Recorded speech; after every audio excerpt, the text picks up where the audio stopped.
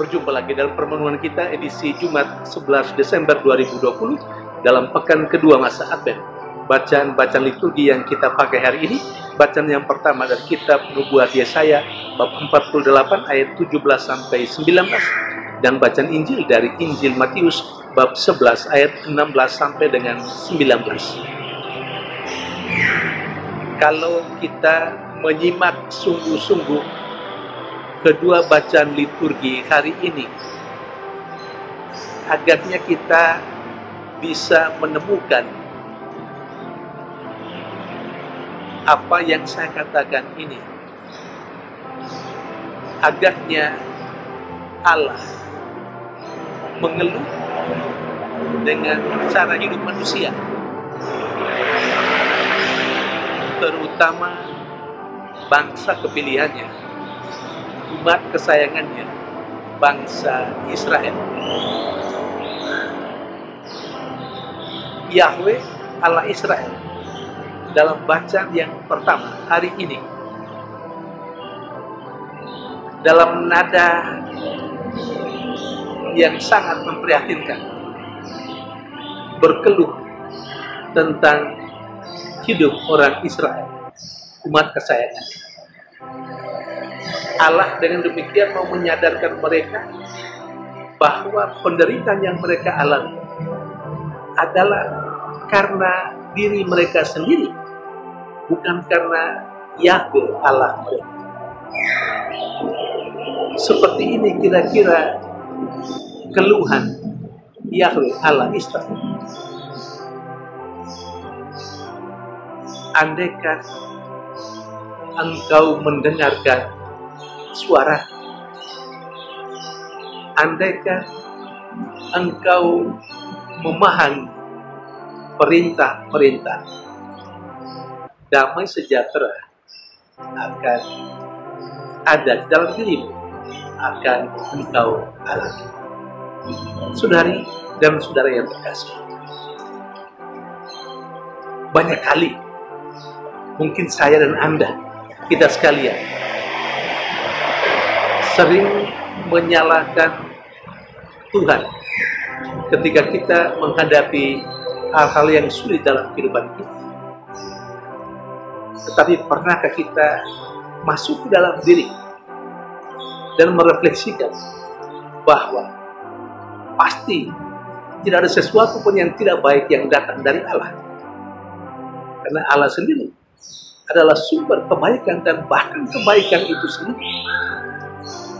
Maka tentu tidak mungkin yang tidak baik datang dari yang baik, yang tidak baik datang dari kebaikan itu. Kalau kita berbicara tentang manusia, mungkin saja. Tetapi kalau kita berbicara tentang Allah, dan kalau kita menyebut Allah itu maha baik, atau Allah itu adalah kebaikan itu sendiri, maka tentu tidak mungkin dan tidak akan pernah mungkin yang tidak baik yang ada pada kita datangnya dari Allah.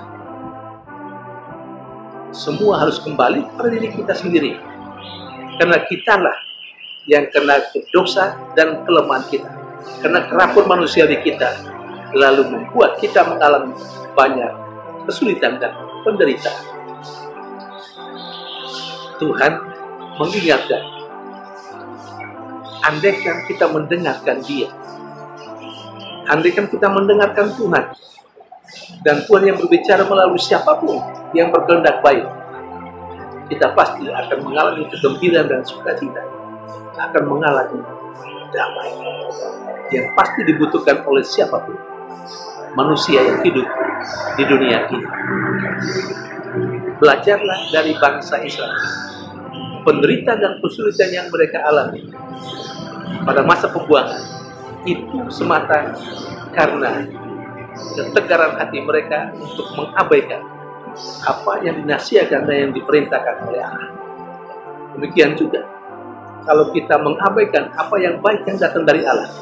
Allah yang berbicara bisa saja melalui orang-orang yang punya perhatian dan cinta akan kita, yang berikan nasihat dan bimbingan yang baik.